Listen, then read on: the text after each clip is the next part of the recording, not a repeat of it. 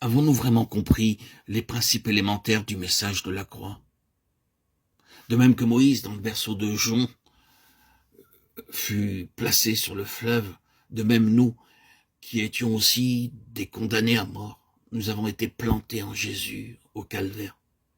Désormais, nous devons donc nous considérer sous l'angle où Dieu nous voit, c'est-à-dire comme plantés en Christ et crucifiés avec lui.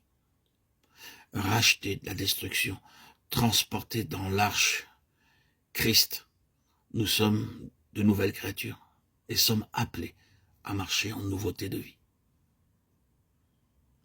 Dans toutes les Écritures, nous retrouvons cet enseignement sous des formes diverses.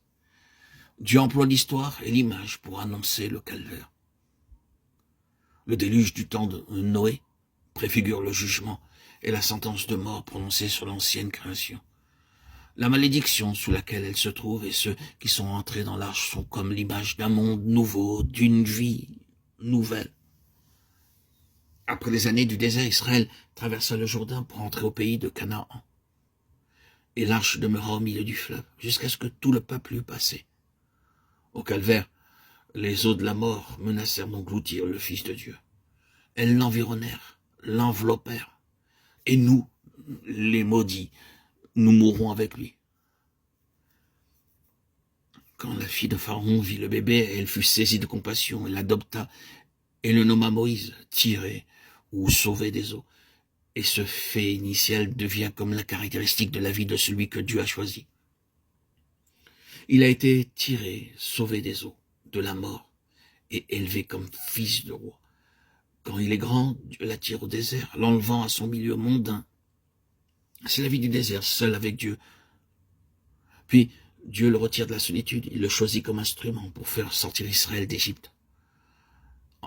Enfin, Moïse est attiré, appelé hors du camp, sur la montagne de Dieu, et par la suite attiré hors du monde, jusque dans le sein même de Dieu. Pour un peu de temps, Moïse avait été rendu à son foyer et à ses gardiens naturels. Il en va de même avec nous. De mort que nous étions, nous vivons et sommes devenus les enfants de Dieu. Mais pour quelque temps, Dieu nous laisse à l'ancien milieu, car nous sommes encore des bébés. Et l'appel à le servir n'a pas encore retenti pour nous. Il faut des années de discipline pour préparer les héritiers de Dieu. Le Père attend que ses bébés soient sevrés et puissent être séparés des choses considérées comme nécessaires au premier âge. C'est moi qui guidais les pas d'Éphraïm, le soutenant par les bras, et Osée 11.3. Au moment que le Père a décidé dans sa grande sollicitude, l'âme est sevrée et doit apprendre à se diriger seule. Ceci peut provoquer bien des larmes.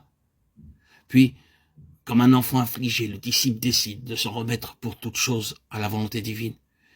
Et il dit avec le psalmiste, « N'ai-je pas soumis et fait taire mon âme comme un enfant sevré fait avec sa mère? Mon âme est en moi comme un enfant sevré. » Psaume 131.2. Et quand l'enfant eut grandi, il amena la fille du Pharaon qui l'adopta pour son fils. Exode 2.10.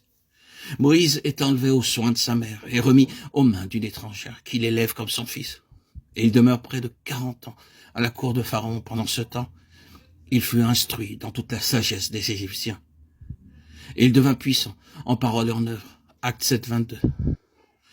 Tout le temps que l'héritier est enfant, il ne diffère en rien du serviteur, quoiqu'il soit maître de tout. Mais il est sous des tuteurs et des curateurs jusqu'au temps marqué par le Père. Galates 4.1-2.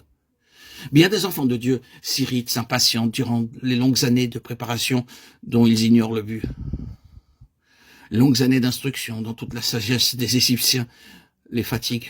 Il leur tarde de se jeter dans une œuvre au service du Seigneur, mais le divin modèle, le Fils, n'attendit-il pas 30 ans dans le village de Nazareth avant d'aller de l'avant pour une courte carrière de 3 ans?